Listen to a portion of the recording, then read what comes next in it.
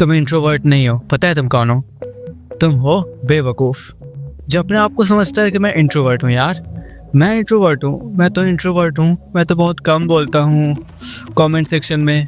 मैं तो इंट्रोवर्ट हूँ, मैं ज़्यादा बात नहीं करता, मैं इंट्रोवर्ट हूँ। शादी विवाह में जाता हूँ, पार्टी वगैरह में, वहाँ पे मैं साइड में खड़ा हो जाता हूँ, मैं इंट्रोवर्ट हूँ। और क्लास में मैं बहुत कम बोलता हूँ, शायद इसी वजह से मेरे दोस्त भी नहीं है, और मैं इंट्रोवर्ट हूँ और ये काफ़ी कूल है मेरे लिए। मैं इस टर्म का यूज़ करके ना खुद को बचा रहा हूँ।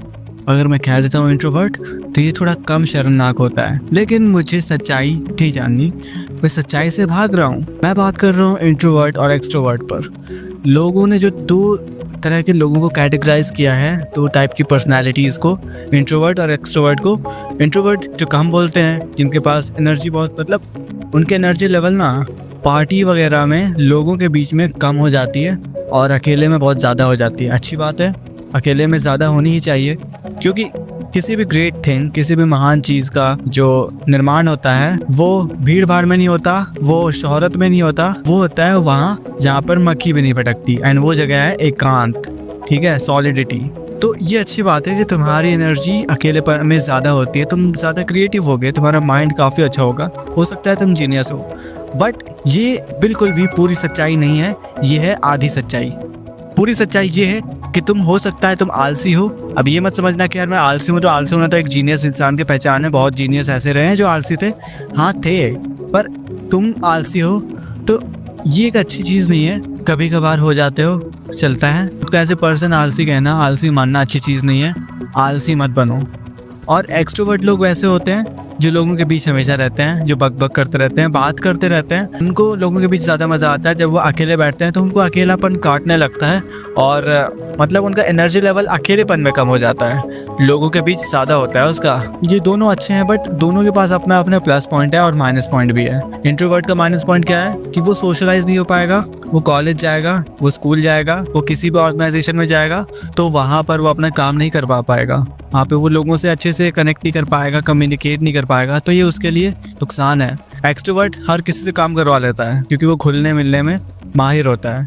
तो ये एक्सट्रोवर्ट का प्लस पॉइंट है कि वो सोशलाइज अच्छे से हो सकेगा, तो कॉलेज स्कूल में उसका काम हो सकेगा और वो अच्छे से दोस्त भी बना पाएगा। लेकिन इंट्रोवर्ट के लिए दोस्त बनाना थोड़ा मुश्किल होता है।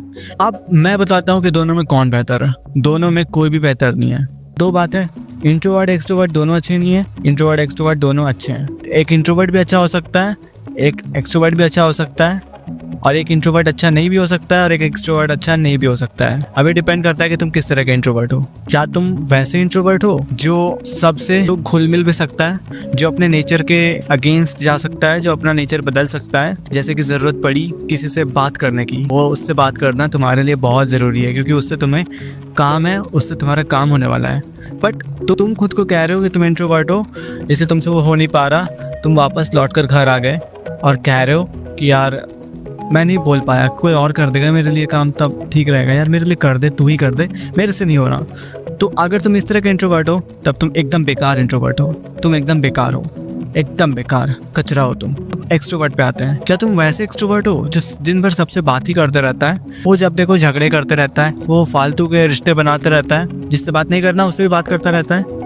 तब ये ठीक नहीं है। कभी कभार शांत रहना जरूरी होता है। ज़्यादा बोलना भी झगड़े को दावत दे सकता है। कभी कभार क्या, बहुत सारे ऐसे वक्त आएंगे, बहुत सारे ऐसे मोमेंट आएगा तुम्हारी लाइफ में जब तुम्हें शांत रहना होगा, जब तुम्हें कुछ नहीं बोलना होगा। तो अगर तुम वैसे मोमेंट पर बोल जाते हो, बहुत ज़्यादा अपने नेचर के अगेंस्ट नहीं जा पाते, तुम शांत नहीं हो पाते, तुम पक पक कर ही देते हो उस टाइम पर, तब तो गया भाई, मामला गर्म हो जाएगा तब। इसलिए एक्सट्रोवर्ट हो तो कभी कभार शांत रहना सीखो, तुम्हें शांत होना ही होगा कभी ना कभी।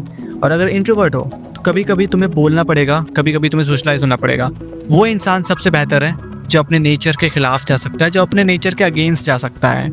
जैसे कोई अगर इंट्रोवर्ट है, वो मान के चलते कॉलेज में बोल नहीं पाता, वो सोशलाइज नहीं कर पाता, शायद उसके एक भी दोस्त नहीं है, बट जब भी ज़रूरत पड़ती है, चाहे कॉलेज में किसी भी ओकेजन पर उसे ज़रूरत पड़ी, चाहे उसे किसी से काम करवाना पड़ा, चाहे उसे किसी से बात करनी पड़ी जो उसके लाइफ के लिए काफ़ी अच्छा होगा, तब अगर वो उससे बात करता है, तब वो सोशलाइज हो पाता है, तब वो कम्युनिकेट करता है, तब वो थोड़े टाइम के लिए ही सही लेकिन बोलता है, तब वो एक अच्छा इंट्रोवर्ट है। और अगर कोई एक्सट्रोवर्ट है, अगर किसी बंदे से उसे बात नहीं करना, अगर वो बंदा बहुत ज़्यादा बोलने वाला है, ठीक है, और उससे अगर वो बात किया तो शायद झगड़ा हो सकता है, तब अगर वो एक्सट्रोवर्ट नहीं बोलता, वो अपनी ज़बान पर लगाम रखता है, तब वो एक अच्छा एक्सट्रोवर्ट है, क्योंकि वो कभी ना कभी इंट्रोवर्ट बन जाता है। और वो इंट्रोवर्ट जो कभी ना कभी एक्सट्रोवर्ट बन जाता है, तो ये दोनों इंट्रोवर्ट और एक्सट्रोवर्ट अच्छे हैं। तो अब तुम्हें ये देखना है कि तुम किस तरह के इंट्रोवर्ट या एक्सट्रोवर्ट हो।